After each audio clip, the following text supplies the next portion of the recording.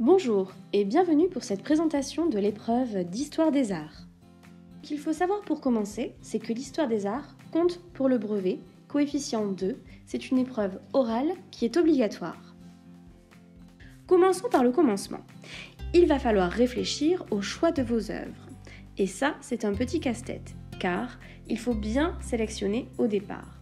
Car les œuvres ne sont pas sélectionnées au hasard, elles doivent répondre à un même thème, elles doivent avoir une thématique commune. Et répondre à une même question que l'on appelle la problématique. Dans ces 5 œuvres, vous avez une œuvre majeure, c'est celle que vous allez étudier en long, en large et en travers. Vous allez devoir être spécialiste de cette œuvre. D'ailleurs, vous devrez en faire une présentation le jour de l'épreuve.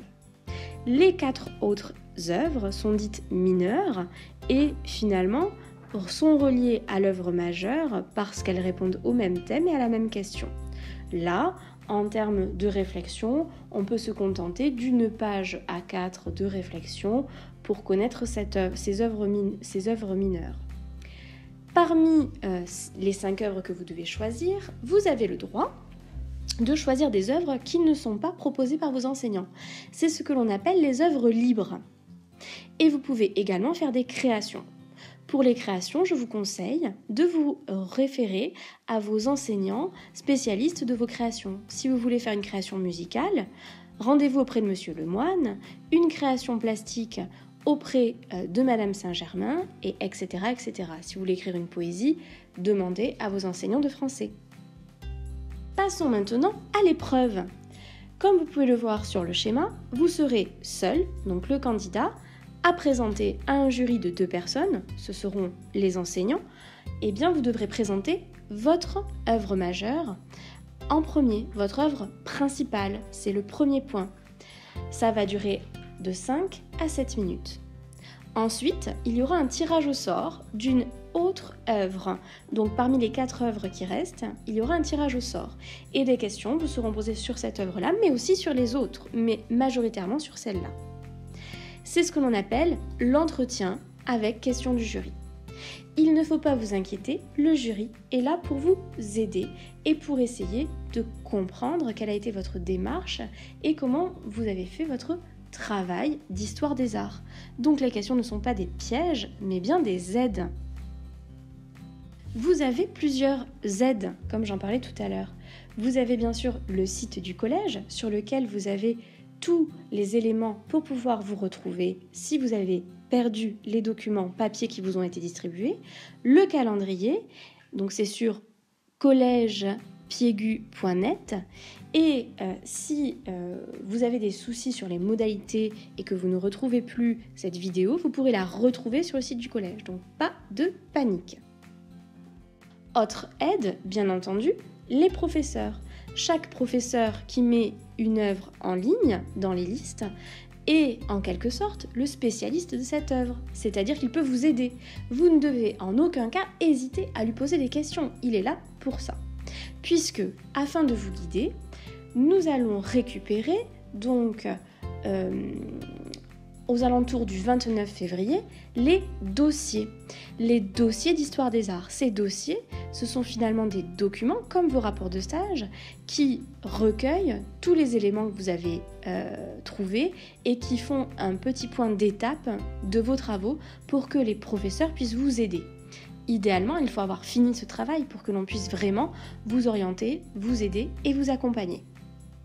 Vous me direz, mais comment ce dossier doit-il être fait ? Eh bien, c'est très simple. Il y existe une feuille que nous vous avons distribuée sur laquelle tout est noté, page par page, ce qu'il faut faire. Personnellement, je vous conseille de faire une belle présentation. Cela met toujours le correcteur de bonne humeur. De plus, cela vous permettra à vous de faire dans votre esprit, dans votre tête, une présentation beaucoup plus claire et fluide le jour de l'épreuve orale. Car si l'on est clair à l'écrit, on est clair à l'oral.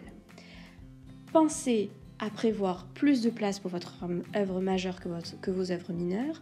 Votre œuvre majeure doit être développée sur 5 à 6 pages, avec une analyse personnelle, avec une description adaptée. Vous ne devez absolument pas hésiter à mettre des choses qui sont personnelles. personnel, puisque l'épreuve d'histoire des arts, avant tout, ce que nous voulons, c'est voir que vous avez pris plaisir à analyser les œuvres que vous avez choisies et que vous avez compris comment analyser une œuvre. Les thèmes et les problématiques, c'est là que la question de méthode est un petit peu plus complexe. Ceux qui se sentent un petit peu moins à l'aise avec les concepts, avec les idées à manipuler, je vous conseille de récupérer 5 œuvres de la liste qui est proposée par vos enseignants et directement, en fait, d'utiliser la question qui a été choisie par les enseignants. Puisque vous le voyez sur le site du collège, chaque liste, par exemple, l'autre dans l'art, a une question associée. Vous le voyez dans l'onglet thème. Donc, par exemple, l'autre dans l'art, comment l'art nous fait-il connaître le monde? Et là, vous avez votre problématique qui est faite. Il est très important de savoir comment imbriquer tous les éléments pour pouvoir analyser l'œuvre. D'où cette question, comment analyser une œuvre? Eh bien voilà les 3 volets incontournables. Il faut d'abord commencer par présenter l'œuvre. Présenter l'œuvre, c'est commencer par identifier l'œuvre, un petit peu comme faire sa carte d'identité, son titre de création, son domaine artistique, de quoi elle est formée, ses dimensions, son lieu de conservation, etc., etc. Il faut également présenter son auteur, sa personnalité, les éléments de sa vie qui ont un rapport avec l'œuvre. Un exemple très simple, si vous me racontez que l'auteur a eu 8 femmes, ça n'a aucun intérêt, sauf si dans l'œuvre, il est question de la femme aimée. Et là, ça peut avoir du sens. Donc vraiment essayer de sélectionner les éléments biographiques. Et pour finir, toujours dans la présentation, situer l'œuvre dans le temps et l'espace, puisqu'en fait, l'œuvre est liée au contexte historique, politique, social, culturel dans lequel il est né, donc on ne peut pas faire sans. Ça s'appelle bien de l'histoire des arts. Deuxième partie, la description. Il faut décrire l'œuvre. Donc là, il est quand même préférable de prévoir sur votre support, qui est donc un support, j'imagine, PAO ou affiche ou quoi que ce soit, de mettre l'œuvre qu'on puisse la voir ou l'entendre, et donc là, de faire une description détaillée de cette œuvre. Là, il faut se référer aux ressources qui sont données par vos enseignants. On ne décrit pas du tout un tableau comme on décrit une musique, comme on décrit un film, comme on décrit une œuvre littéraire, pour vous donner des exemples larges. Et pour terminer, l'analyse. L'analyse, elle se fait en 2 temps. Il y a l'analyse objective, c'est-à-dire, en fait, d'un point de vue objectif, c'est-à-dire sans point de vue de vos sentiments, de vos émotions.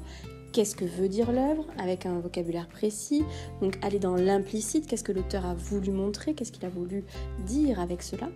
Et ensuite une analyse subjective, et là c'est là l'approche sensible, les émotions. Là on vous demande de vraiment dire ce que vous pensez de cette œuvre et pourquoi vous l'avez choisie et qu'est-ce qui vous a plu dans cette œuvre. C'est finalement ce qui va nous importer. Bref, vous l'avez compris, il s'agit de réflexion sensible, c'est-à-dire où on sent votre sensibilité, vos émotions, mais que ce soit quand même réfléchi, avec des analyses précises de la méthode, ce qui a été vu en classe, puisque toutes les œuvres qui vous sont proposées dans les listes ont été étudiées en classe. Donc, n'hésitez pas à reprendre vos cours et à travailler à partir de ceux-ci.